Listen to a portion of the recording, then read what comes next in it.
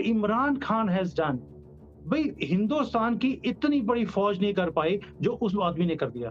Core commander का घर जला दिया, जीएचक्यू में अटैक, आपके प्लेन उड़ा दिए। ये तो शुक्र करो उन्होंने F-16 नहीं जला दिए जो हालत कि जो जोसेफ बोरेल है, हाई रिप्रेजेंटेटिव है, वाइस प्रेसिडेंट भी हैं, उन्होंने भी डॉक्टर जयशंकर को कहा है कि पायन साड़ी मदद करो। I really don't see the basis for your question because Russian crude is substantially transformed in a third country, then it's not treated as Russian anymore.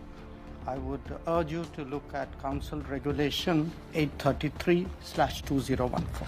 India अब एक मॉडर्न जो है ना दुनिया की तरह बनता जा रहा है। इंडिया का जो जिसे आप चाय वाला कहते थे, वो बड़ी G7 में बैठ के इंडिया का केस लड़ रहा है। इंडिया का केस नहीं लड़ रहा, वो 120 जो डेवलपिंग वर्ल्ड है जिसे वो ग्लोबल साउथ कह रहे हैं, उनका एडवोकेट बना हुआ है। अभी खबर ये है कि नॉर्थ वजीरिस्तान में एक अटैक हुआ है आर्मी व्हीकल के पास, जिसमें 6 पाकिस्तान के आर्मी के जवान जो उनसे जख्मी हुए हैं, 4-5 के करीब सिविलियन जख्मी हुए हैं। पाकिस्तान के अंदर कोर कमांडर का घर जल जाए और वो कोर कमांडर अपने सिपाहियों से पूछ रहा है कितने आदमी थे। सो फर्स्ट टाइम जो है एक जापानीज सिटी विजिट करने जा रहे हैं इंडियन प्राइम मिनिस्टर, ये विजिट करने जा रहे हैं, हिरोशिमा विजिट करने जा रहे हैं। और इंडिया में एक फीलिंग ऑफ बात करते हैं कि क्या अपबीट कहते हैं तोड़ना व्हेन चाहते यू हैं आप फील क्या यू आर चाहते गोइंग आईएसआई वालों, दैट्स द फीलिंग यानी ऑफ इसने तमाम लोगों की ऐसी मट्टी हम जो है वो हमें इस्लाम सिर्फ उतना चाहिए था जिससे हम अपने पॉलिटिकल बेनिफिट्स उठा सकें। आपने कभी चौक के बीच में फंदा लगाओ, आज तक सुना कि सिविलियंस को आर्मी ये चाहते हैं एक्ट भाई के साहब, अंदर पार्लियामेंट में बोल रहे हैं कन्विक्ट किया जाएगा? ये कलंक का दाग है पाकिस्तान के चेहरे पे आज के नौजवान, और ये आपको आगे जाके पता चलेगा आने वाले सालों में कि ना तो ये इकोनॉमी को संभाल सकते हैं, ना पॉलिटिकल सिस्टम को संभाल सकते हैं। किसी मुसलमान। नमस्कार दोस्तों, जय हिंद। अपना हिंदी न्यूज़ चैनल में आपका स्वागत है। आज हम आपको बताने वाले हैं भारत के फॉरेन मिनिस्टर एस जयशंकर और finance trade minister Piyush Goyal अभी यूरोप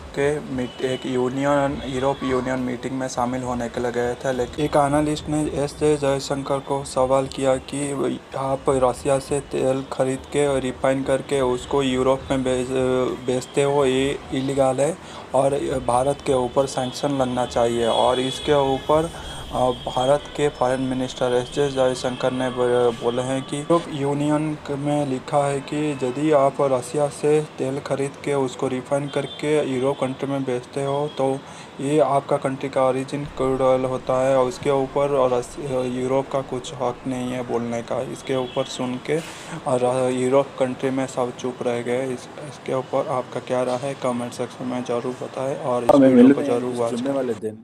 अब ये कह लें कि ये कहा जा रहा है कि ये फर्स्ट विजिट है किसी भी जो इंडियन प्राइम मिनिस्टर का जब से इंडिया ने जिसे वो कहते हैं ना कि न्यूक्लियर टेस्ट किए थे 1974 में। सो फर्स्ट टाइम जो है एक जापानीज सिटी विजिट करने जा रहे हैं इंडियन प्राइम मिनिस्टर, ये विजिट करने जा रहे हैं, हिरोशिमा विजिट करने जा रहे हैं।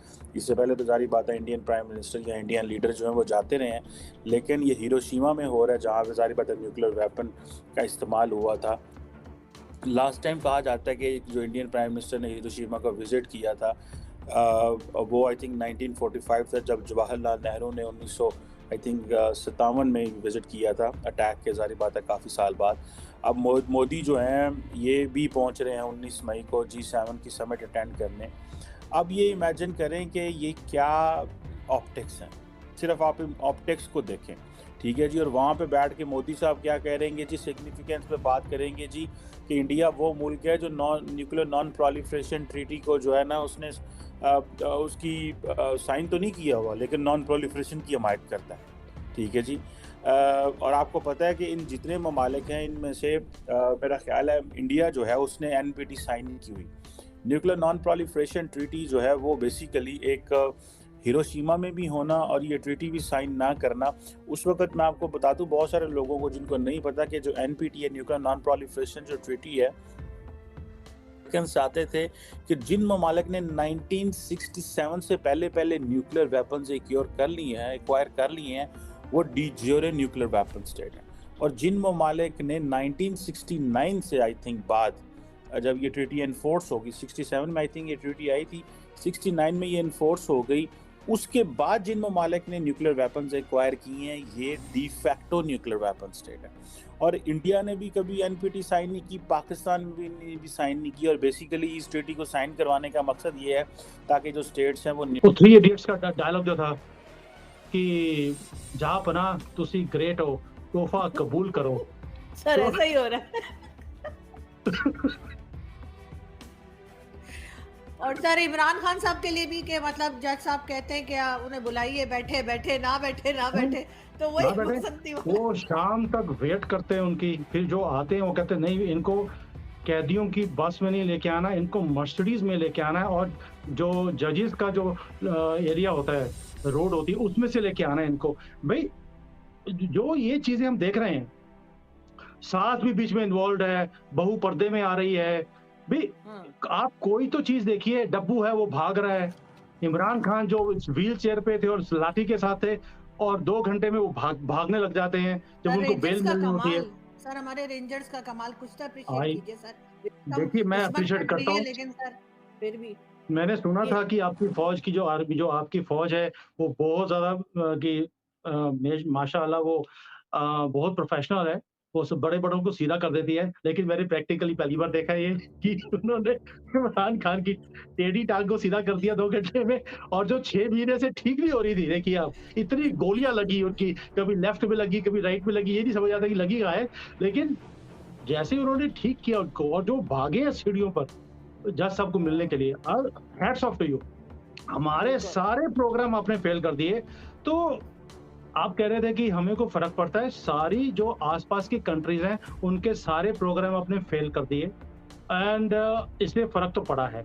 ऑन अ सेकंड नोट कि as far as security and economy and politics उसमें कुछ फर्क पड़ता है। तो yes, Pakistan is the centre of the universe. आपके लोग कहते ही हैं कि हमारी सारे वर्ल्ड की जो पॉलिसीज हैं वो पाकिस्तान से जनरेट होती भी हैं और होती भी रहेंगी। तो मैं उसी को लेता हूं कि आपके जैसे वो लाल टोपी वाला आदमी आता है आजकल, तो काली टोपी में आगे जब से उसको चित्र पड़े हैं आपके कंट्री में। सर हमारे नहीं सर, सऊदी अरब में कोड़े मारे थे। अच्छा वहां पे पड़े थे, मुझे लगा पाकिस्तान में पड़े थे। सर सऊदी अरब में कोड़े पड़े थे। अच्छा, तो अब वो कहते हैं कि सारे दुनिया की जो पॉलिसीज है वो पाकिस्तान से शुरू होती हैं। अगर हम इस खित्ते को लेते हैं तो पाकिस्तान सेंटर में आता है। भी सेंटर ऑफ, इधर इंडिया लगता है, उधर ईरान, अफगानिस्तान और चाइना। सबकी किस्मत अच्छी है कि बीच में पाकिस्तान है। देखिए हमारी भी क्या किस्मत ऊपर वाले ने लिख के भेजी है कि सबसे बढ़िया कंट्री बीच में आता है हमारे। एंड सबसे ज्यादा डिस्टर्बेंस क्रिएटर भी है और उसके अंदर भी एक डिस्टर्बेंस है। जब आपके सेंटर में डिस्टर्बेंस होगी तो कहीं ना कहीं उसके रेपरकेशंस सब जगह पहुंचते हैं। चाइना की तरफ नहीं पहुंचते बिकॉज वहां पे सख्ती बहुत है। मेरे कंट्री में यहाँ पे इतनी सख्ती है कि कोई परिंदा भी पर नहीं मार सकता। आप कोशिश भी करेंगे, इट्स नॉट पॉसिबल। तो उधर ईरान भी परेशान है आपसे। अफगानिस्तान जिसको आपने इतने सालों से पाला पोसा है वो आपको नसीहत दे रहे हैं कि भैया अपने घर को ठीक करो। इंडिया यहाँ परेशान है क्योंकि आपके वहाँ डिस्टर्बेंस होती है, तो हमारे भी यहाँ पे शांति दूत हैं जो थोड़ा सा दिक्कत में आ जाते हैं अननेसेसरली। चाइना का फॉरेन मिनिस्टर आता है आपकी कंट्री में, वो आके बोल के जाता है कि please set your house right. क्या कर रहे हो, मैंने $26 बिलियन लगाए हुए हैं, मेरे $26 बिलियन की बात तो ना लगाओ। वो आपको नसीहत देके जाता है और उसी लिए तो आपने इमरान खान को पकड़ा है। भाई आपको इतनी देर से इमरान खान कंपेल कर रहा है कि भाई आप उसको अरेस्ट करें।